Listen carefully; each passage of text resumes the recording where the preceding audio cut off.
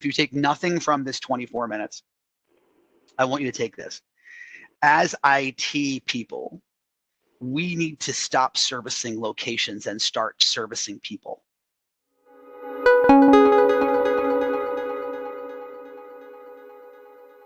So thanks everyone for joining our webinar, The Future of Work Anywhere. This is obviously a very relevant topic, so we've got a full virtual house today. And we've got Scott Kinka presenting today, founding partner and CTO of Evolve IP. Without further ado, I'm going to turn it over to you, Scott. Awesome. Well, thank you. We've got a brisk agenda today, 24 minutes, and I've been told that I have to absolutely keep to it, so to give time for questions. We like to do these little 24 minutes to make sure that we share knowledge in a quick format, in a way that makes sense. Obviously, it's 24 minutes, so we'll get nerdy, but not super nerdy today, and just share with you a little bit about what we're learning from businesses and how they're reacting on the backside, and talk a little bit about the blueprint for preparing to make what have become, rushed plans in a lot of cases, permanent work anywhere solutions. Now what, right? Ultimately, that's the question. David Kenny, who's the CEO of Nielsen, said, we're trying things out in 24 hours and then just rolling it out. Feels very different from the history in IT, the way we've historically attempted to do things, right? I'm not going to spend some time focusing on the doom and gloom. I think we all know what the situation was, and I think that the reality of the situation is we're in the greatest DR test of all time. And you know what? We did okay, right? Most businesses are still up in some format. And there's no secret to the reason that we used the duct tape analogy here on this slide. That's really what our customers are experiencing. They said, you know what, we got out and we got a portion of the way there. Now, how did we get a portion of the way there? First, thank God for the cloud. I think in a lot of ways, the cloud and in particular collaboration solutions, probably saved the economy in a lot of ways, because there's a lot of legacy infrastructure that remains inside the business, and we just weren't prepared to send everyone home at the same time, right? In fact, one of the senior directors at Gartner said, we're being forced into the world's largest work from home experiment, and so far it hasn't been easy for a lot of organizations to implement. So that's what we're hearing from our customers right now is we did all right. We managed to get some things up.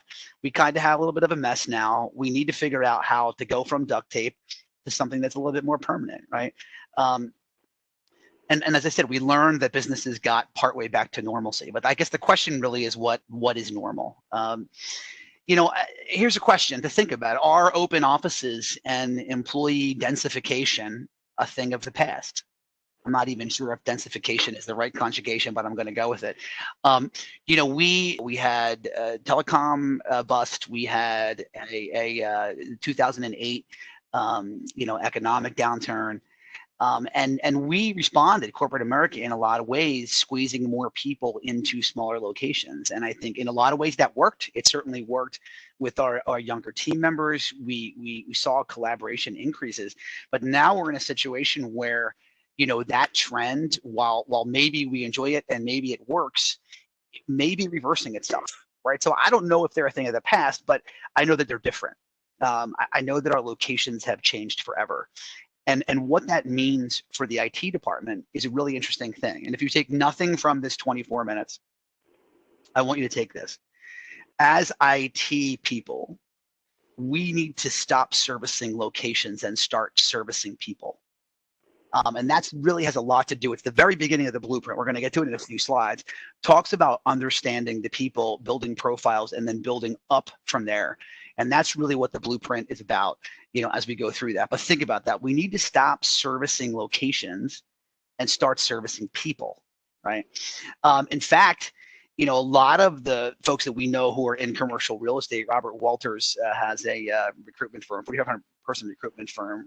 Robert Walters is the name of the firm. He says they could see a 25% reduction in office space as leases expire. We're sitting here in our shiny new headquarters that we moved into, and it's largely empty, right? So the question here is, whether what a lot of businesses are talking about is trying to make their temp plans the permanent plans. So is the office not the remote worker the temp solution? I mean, historically as IT, we've always been able to say, what's the good enough for the remote worker? but then what's the good in the office? And I think that's flipping. I mean, in reality, we're hearing a lot of trends right now about offices moving to be collaboration centers, meaning you don't really have a desk. We just have desks, right? And you come in when you need to, you come in on a schedule, you come in to collaborate with your teams. But there's been this forced adoption into collaboration tools that we need to figure out how to embrace. And our associates are right behind us, right? Most of the folks who are being surveyed now are saying, hey, you know what, we did this. Sure, we had the dog. Sure, we had the kids. Sure, we had stuff going on. But the reality of it is that, a lot of businesses are moving now to permanent work from home options, or at least having it as an option, right? You guys have seen the big names.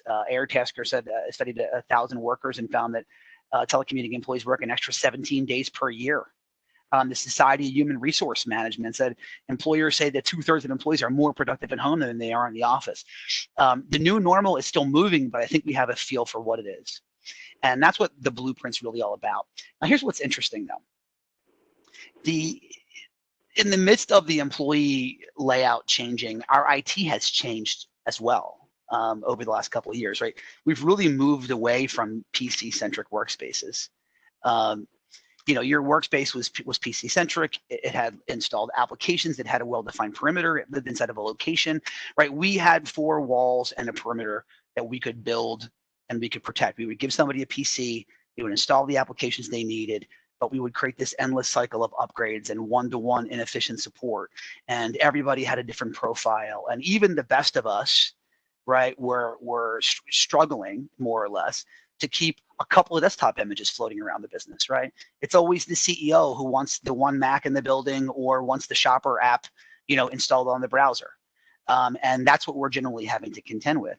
But we've been able to do that inside of our 4 walls. And these 4 walls, while it was one-to-one management, they were well within our control. Now we've moved to something far more flexible, right? That's the good news. Thanks for the cloud. Salesforce, Workday, SAP, Oracle, Box, Dropbox, you name it. And obviously all of the collaboration tools that many of us have adopted so quickly in the middle of a pandemic. It moved critical applications outside so we could get to them. We could get to them from anywhere. We could get to them from locations. Far more flexible. But the reality of it is, also in a lot of ways, far more complex. Because our perimeter moved. A lot of ways what we're contending with here is who are our users and what are their needs. If you think about that, we started to create this perimeterless office, and we started to move out people to web applications that had our critical data in them with multiple usernames and passwords in each of them on poorly secured home networks. And then we left critical legacy applications in the building. Right, so accounting, ERP, CRM, Joe's accounting app that you've been trying to get out of the business for 10 years, but it's just not going to go away, right? And things like servers and VPNs and backup, in a lot of cases, are existing and remaining inside the 4 walls of our business for the 1 or 2 business apps that just aren't yet SaaS.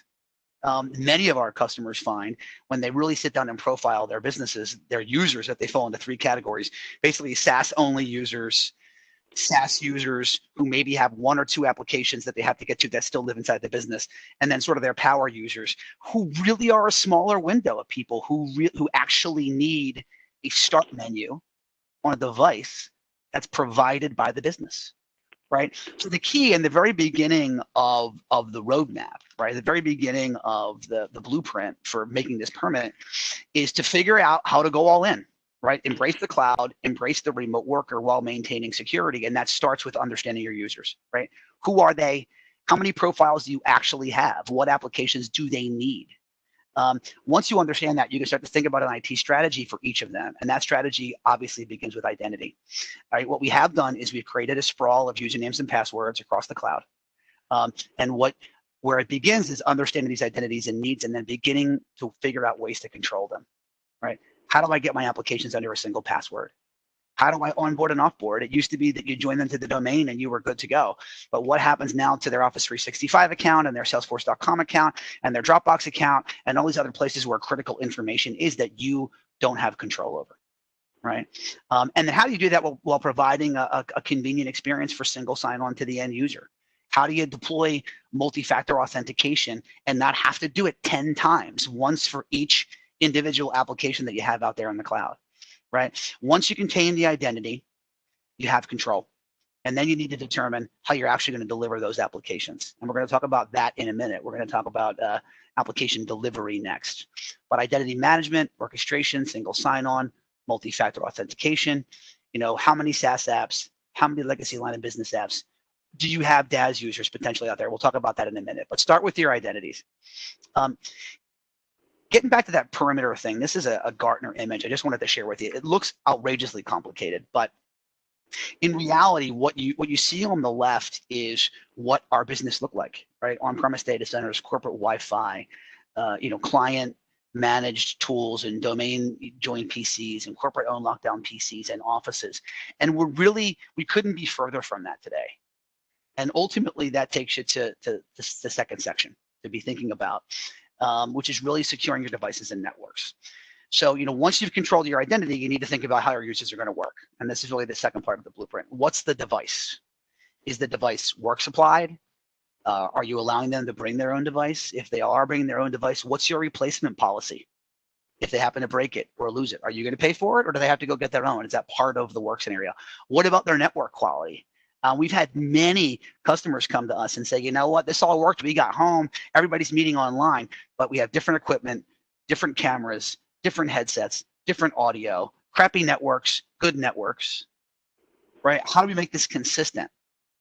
We have some of our partners on the call. I've been having conversations with many of you where, honestly, our belief is a lot of businesses are going to move away from, lots of access and locations and start to think about how do they do a brokerage deal for broadband access so that everybody gets a consistent one, even if they're paying for it themselves. Right? For those PCs, if you're sending them home, what's your remote monitoring and management and updating policies?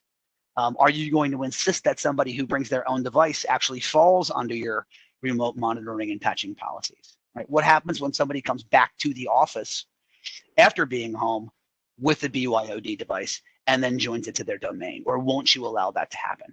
Right? So, these are things that have always been questions that we've had to ask, but it was always for a subset of our users. Right. So again, the next part of the blueprint is to think about the devices and the networks. What are the devices going to be? What are the networks they're going to be on? And then if you attach that to the identities that we talked about before that, you're in a position to be able to go, maybe I don't need VPNs. Maybe I don't need clunky access back into the network. How many of my users are actually just SaaS? And I need to manage and maintain that. Right. One of the things that Gartner saw, they published in one of their papers, they said many workers lacked the basic digital dexterity required to assemble and connect their new home office. So we sent people home with PCs that they really didn't know what to do with on the home network. Right. They were contending with the local network congestion, kids on their own Zoom calls for school, all of that. Right. So that's the next part, is to think about the corporate supplied PCs, to think about where the edge of your corporate network is, and then to consider, are there other technologies? Do I need to be on a VPN? Can I get all this stuff pushed out? How do I SaaSify the applications in my business that aren't SaaS yet today? Okay. Number 3, let's talk about collaboration. I think it's safe to say that Teams and Slack and Zoom and others, but those are the big names, won the day. I mean, they benefited greatly. Also safe to say that most businesses didn't have a good plan for implementing them, which means that we got home, we struggled to get online, we finally got to an okay normal. Right, equipping employees with SaaS-based, personal and team productivity applications are what Gartner's calling the new work nucleus. It was essential, but most employees were not sufficiently adept at using the applications. We are having more calls right now about cleaning up Microsoft Teams than we are about implementing it. And what I mean by that is people went out, they had Office 365. All right, we're going to solve this with Teams. They turned it all on. File sharing permissions and team collaboration and the ability to create teams. And now they have a place to have meetings, and a completely unreliable, not backed up, unstructured, and potentially insecure way of sharing files and communication. And they're coming in and saying, all right, how do we go ahead and clean all of that up right now? And collaboration isn't just good technology, right? It requires thoughtful planning, policies, expectations. And one other thing to think about here as you're thinking about collaboration is it's not just about video conferencing. right? It's about everything else that's now going into the collaboration tool that used to be in an area that you controlled, right? If you're, we're a Microsoft Teams shop, and we distribute Microsoft Teams and support it. So I'll use that as an example. When you deploy Teams, you have chat that used to be an email now going in there. You have files that used to be on your G drive being shared in there. Have you looked at those permissions? Right? Those files used to be under your control and in backup. When they all got to Office 365, what's your backup out strategy? Or isn't there one? Right? There's no magic PST like you have on Mail sitting behind the collaboration elements in Teams for chat and file sharing. How do you pick it up and move it if you have a problem or you want to move to another vendor in the future? So those are the things that you have to think about. Our suggestion is you need to be ripping off the duct tape sooner than later. Are you a Microsoft shop? Are you a Google shop? Are you using Apple tools? Are you committed to Zoom? What are those? Because your PBX will become the thing that you attach to that collaboration tool, not the thing you get from your PBX vendor. Big prediction there, but something to think about. In the next 2 years, if you're already on a hosted solution, you won't be buying a $30 seat that includes a meeting solution. You'll already be committed to a meeting solution and be looking at somebody who can integrate a PBX that still opens the front door and has overhead paging and it's a contact center and IVRs and all that traditional stuff that's not in there. Right? But you won't be making those decisions together because you're already committed to this tool and you're not pulling this information out. So choose sooner than later. Contact centers were a mess. So if you are someone who has a call center or a contact center, you really need to think about the overall agent experience. So that's the next part of the blueprint for you to consider. Many large call centers still use on-prem equipment for their omni-channel support solutions, and perhaps as important, in some cases more important, they're still using local applications and PC infrastructure to support the agent's use of the applications that they're providing support on. So even those customers that move to the cloud for contact center, some of them are our own, some of them that have leveraged solutions from our competitors for contact center solutions have come to us and saying, this is great, but I had to send desktop PCs home. Why? Because agents aren't typically people who you're deploying laptops to. Traditionally, it's your most transient workforce. It's your most seasonal workforce. It's oftentimes your lowest compensated part of the workforce, depending on what kind of business that you're in, right? I had a customer literally send me a picture of a desktop PC and monitor strapped to the front of a canoe going to someone's home in a contact center that was located in the Pacific Rim. There's a lot of great contact center agents out there. The Philippines, stuff in India, Malaysia, areas like that are very hot for agents right now, and many of them use a cloud-based contact center, but they still have to worry about the application infrastructure, right? So when you're thinking about supporting home agents, it's not just a unified versus overlay discussion around a contact center solution, but it's also about what are those key integrations? What are your rules of engagements? What are your KPIs? What are those other applications? How are they going to work? Go back to that first step. What's the contact center agent profile? What are the apps they need? Are they SaaS? How do I secure it? How do I orchestrate them? How do I onboard them? How do I offboard them quickly? All right, so again, we're servicing people, not servicing locations. All right, so that fourth portion is really about working from anywhere with support agents. Now, once you're able to do that, that puts us all in a great position to hire anywhere. Hire anywhere for the future of our business. As locations, become less important and people become more important. That also means that you can seek out people and not seek out people's proximity to the location. But every one of those steps, and I'll just go back to go through them, remain incredibly important. I'll hit them really quick. Who are our users and what are their needs?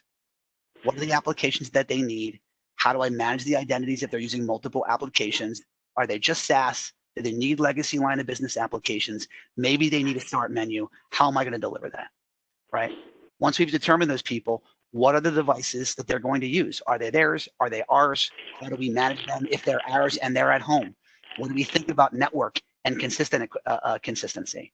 Do we still need that VPN, or do we really just need to weed that one last app, Joe's accounting app, out of the business and get that up in the cloud, right? Embrace your collaboration solution. You went there to solve a really immediate need, but now it's time to make it permanent. There are vendors, Evolve IP among them, who can help you come in and clean up those implementations, and also think about what that means to integrate traditional hybrid technology to support the regular PBX functions that do matter inside the four walls of the business, because your locations might be de-emphasized, but they're not going away. All right. Think about your agents. Don't forget about them. And it's not just about the ability for them to take phone calls. It's also about the applications they need to use. And the device management strategy is just, if not more important in this agent scenario. Once you go through those, however, you've got the option to hire anywhere, find and employ better candidates, simplify your onboarding and terminations, and reduce your expenses across all of that. So those are the high-level topics. What you're able to do, if you're interested in seeing much more depth on each of these topics, what we would ask you to do is head to evolveip.net/blueprint. Get yourself a copy of the blueprint document. Certainly that's a good way and a good means to sort of start your own planning to think about the permanence of these things. Of course, I would be remiss if I didn't mention, obviously, Evolve IP, workanywhere.net. This is what we do. Obviously been in collaboration for a really long time, and unified communications. We deliver the best of breed collaboration solutions from Microsoft and Cisco unified together in a hybrid scenario that supports both work from home and collaboration natively inside of Teams, and premise-based PBX, oriented, physical needs. That's all part of that unified communication suite. We offer desktop as a service and identity management solutions to help that work from home, device RMM, identity management, SaaS unification topic we were talking about.